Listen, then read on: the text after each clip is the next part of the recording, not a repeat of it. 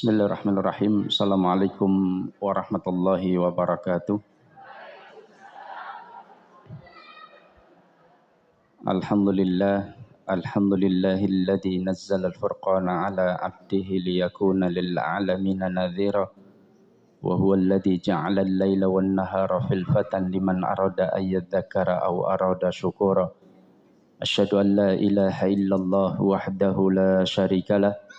Wa ashhadu anna Muhammadan abduhu wa rasuluh la nabiyya wa la rasula ba'dah. Allahumma salli wa sallim wa barik ala sayyidina wa habibina wa uswatina wa qudwatina wa qurrati a'yunina Muhammadin sallallahu alaihi wasallam wa ala alihi wa ashabihi wa man sara ala nahjihi wa man jahada haqqa jihadi wa man tabi'ahum bi ihsanin ila yaumil qiyamah. Yang saya hormati kepada panitia dan seluruh jamaah, para ummahat, para bapak-bapak yang hadir pada kesempatan pagi hari ini. Mohon maaf ini agak terlambat karena tempat penitipannya pada nggak ada. Ya.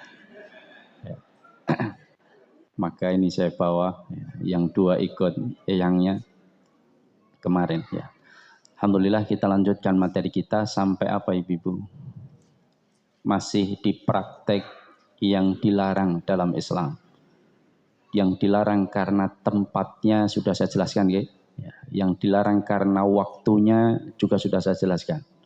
Yang dilarang karena zatnya sudah. Sekarang dilarang karena caranya. Betul.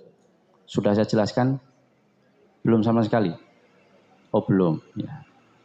Yang pertama dilarang karena caranya itu ada sekitar 10-12. Yang pertama adalah menjual belikan barang yang belum diserah terimakan. Menjual belikan barang yang belum diserah terimakan.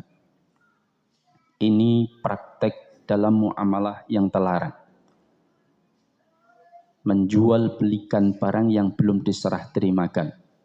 Rasulullah alaihi salatu wassalam mengatakan bahwa idza ishtaraita syai'an fala tabi'hu hatta taqbidah. Jika engkau itu membeli sesuatu barang, sil'ah, barang dagangan misalkan, fala tabi'hu, maka jangan engkau jual barang tersebut hatta taqbidah, sampai barang itu diserah terimakan. Paham Ibu? Paham. Misalkan saya membeli gandum atau membeli gula di sebuah toko atau grosir seberat 2 kintal. Sudah saya bayar tetapi belum diserahkan kepada saya. Ya. Maka saya tidak boleh menjual gula tersebut langsung di tempat saya membelinya. Paham? Ya. Oleh karena itulah salah satu alasan kenapa dalam praktek leasing yang ada, ya, leasing, tahu leasing Ibu? Ya. Finance yang sebetulnya namanya finance ya. Kalau leasing itu sebenarnya penyewaan. Ya. Dulu kenapa disebut leasing? Karena memang mereka nggak jual motor, tetapi menyewakan motor. Nanti setelah masa sewa selama 3 tahun mau menjelang akhir, maka motor itu menjadi miliknya. Itu namanya leasing. Atau finance ini biasanya ketika mereka menjual barang di mana Ibu? Dulu finance atau leasing itu pakai bunga, betul atau tidak? Ya, ada yang perang bunga, ya. Ada yang bunga melati, bunga mawar, ya, enggak. Perang bunga, ada yang 2%, ada yang 3%, ada yang 2,5%, ada yang menurunkan lagi 1,5%, macam-macam. Ya, maka ada yang 5%. Maka kemudian ketika para ulama, para duat itu menyampaikan bahwa bunga itu ditetapkan dari akad utang piutang, para ulama jumhur sepakat ijma hukumnya haram. Dan ini sudah dikeluarkan oleh fatwa MUI tahun 2003 sepakat mereka bunga adalah haram. Kemudian dikeluarkan fatwa oleh Lajnah Ad-Daimah Saudi Arabia menyatakan haram.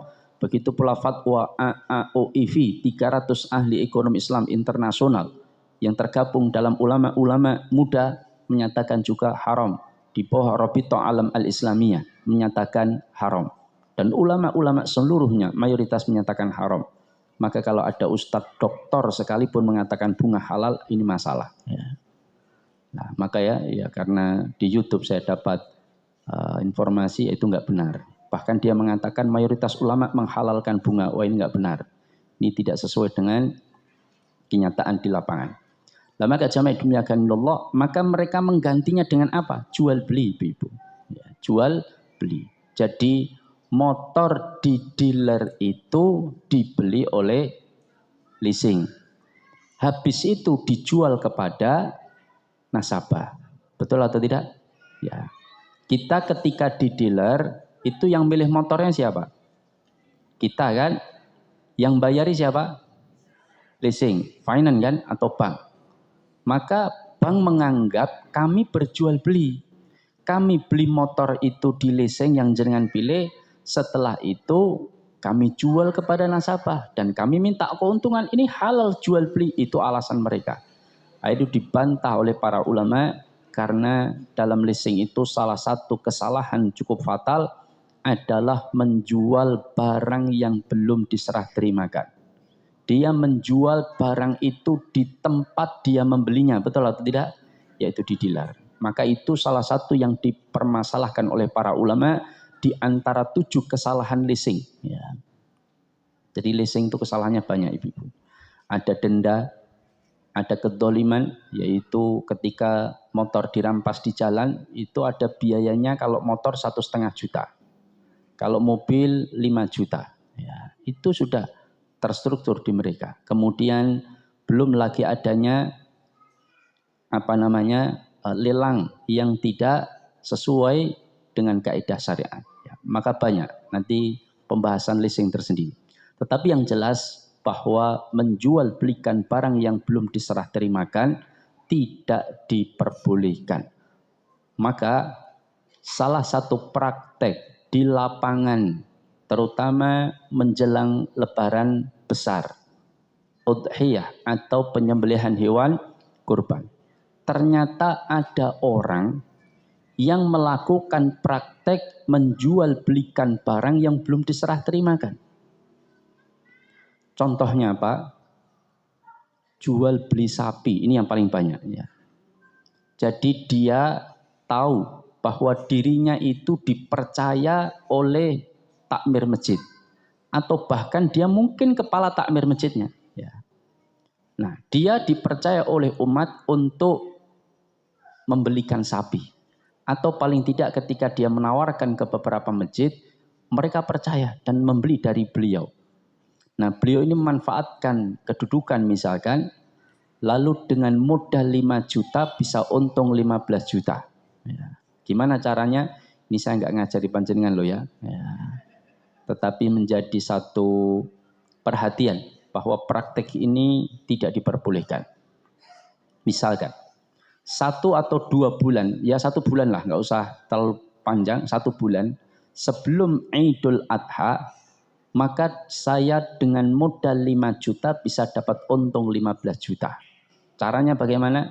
Biasanya kalau beli hewan di lebih awal, lebih murah, betul atau tidak? Ya. Maka saya datang ke desa-desa. Saya cari sapi, 5 ekor misalkan. Dari 5 ekor, tapi bukan ekornya saja. Ya. Plus sapinya. Ya. Nah, saya DP ini 1 juta, 1 juta, paham? Misalkan harga sapi berapa mas? 21, dah 20. Yang penting jenengan sudah aman, laku.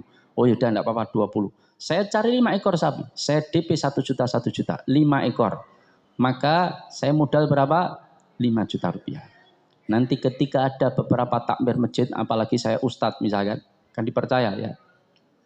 Udah beli sapi di saya udah manut ustadz, pokoknya antum kirim sapi. Harga berapa ustadz? 23. Dah buat jamaah 23 ya. Misalkan. Maka per sapi saya untung berapa? 3 juta.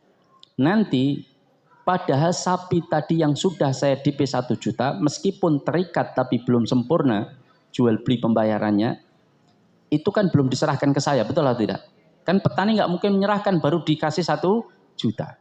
Nah, tapi sudah saya jual ke masjid-masjid, ke jamaah. Nah, ketika mereka mau sepakat, maka yang lunasi uangnya jamaah. Paham? Ya. Maka ketika mereka sepakat, sudah mereka kumpul duit, saya untuk melunasi. Jadi saya modal 5 juta, untung 15 juta. Tapi jangan ditiru ya. Ini contoh praktek yang salah. Dari jual beli barang yang belum diserah terimakan. Kenapa kok tidak boleh Ustadz? Ada 2 alasan menurut sebagian pendapat ulama. Meskipun dibalik itu hikmahnya pasti sangat besar.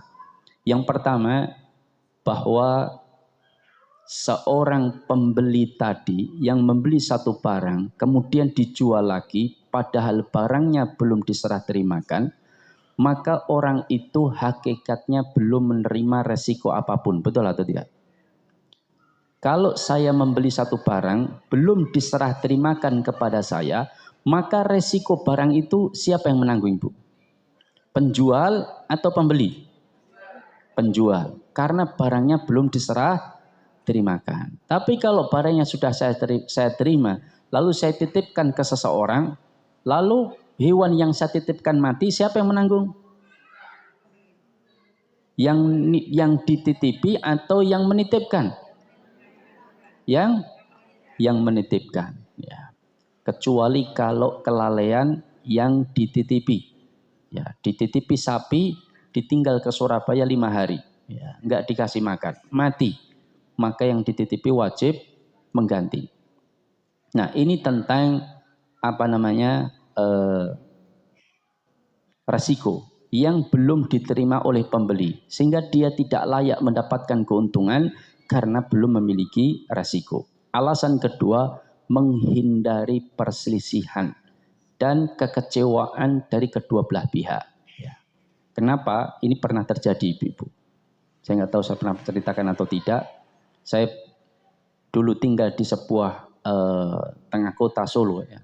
Kemudian di depan rumah saya di Laweyan itu ada, kemudian di pinggir jalan agak besar, perpotongan antara Rajiman dengan Slamet Riyadi.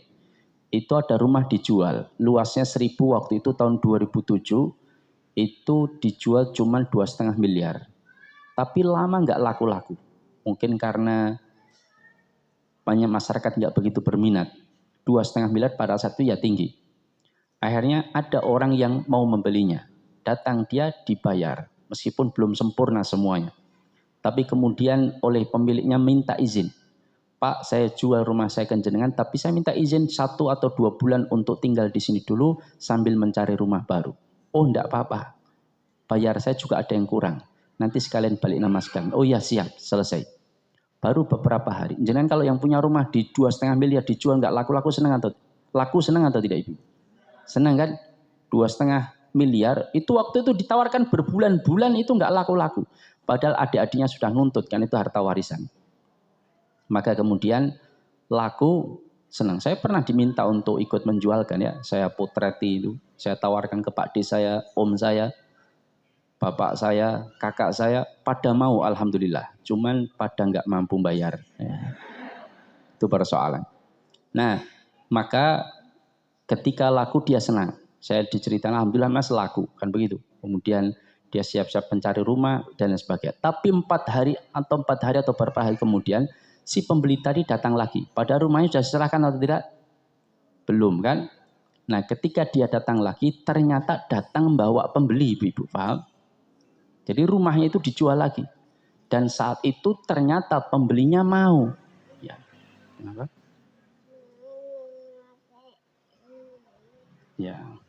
Pembelinya itu mau. Dan ketika sudah deal transaksi, maka kemudian si pembeli tadi yang menjual lagi mengatakan, Pak, hari ini kalau bisa kita balik nama sekalian. Oh ya, enggak apa-apa. Yang penting saya masih bisa menempati dulu. Oh ya, enggak masalah. Karena pembeli saya memberikan waktu. Beliau memang orang Jakarta. asli Solo. Maka sepakat, ketika mau berangkat ke notaris, si pembeli tadi yang membeli dari pembelinya pertama, itu ditanya oleh pemilik asli yang pertama.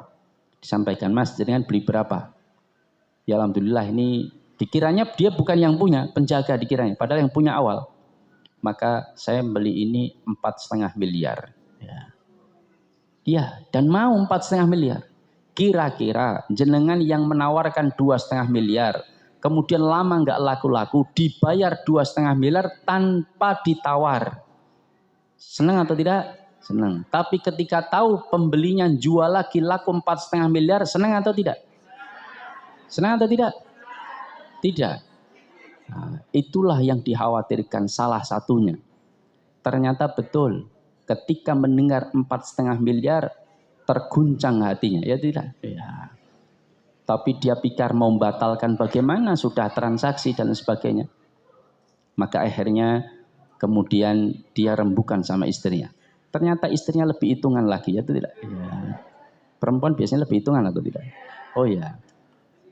Kata istrinya, dah batalkan saja Mas, batalkan. Uang dikembalikan, pembayaran kemarin dikembalikan beberapa hari yang lalu kemudian dibatalkan. Wah, itu adu mulut sampai tetangga-tetangga pada tahu ibu-ibu ya. Maka inilah salah satu hal kenapa jual beli barang itu jangan dijual kecuali sudah diserah terimakan. Makanya Imam Ibnu Abbas radhiyallahu taala anhuma mengatakan bahwa menjual barang yang belum diserah terimakan itu hakikatnya adalah menukar dinar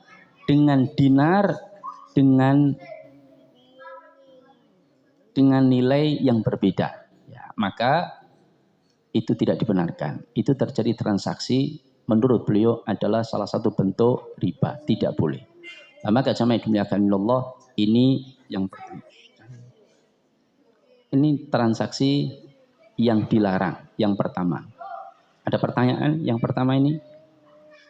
Tidak ada ya, sudah paham. Sudah jamnya pulang? Oh, belum ya. Yang kedua, ya. Salah satu bentuk transaksi yang dilarang adalah bai'un najasi. Sudah saya terangkan kemarin? Belum ya? Belum. Bai'un najasi. Jual beli najasi. Apa itu najasi, Ibu?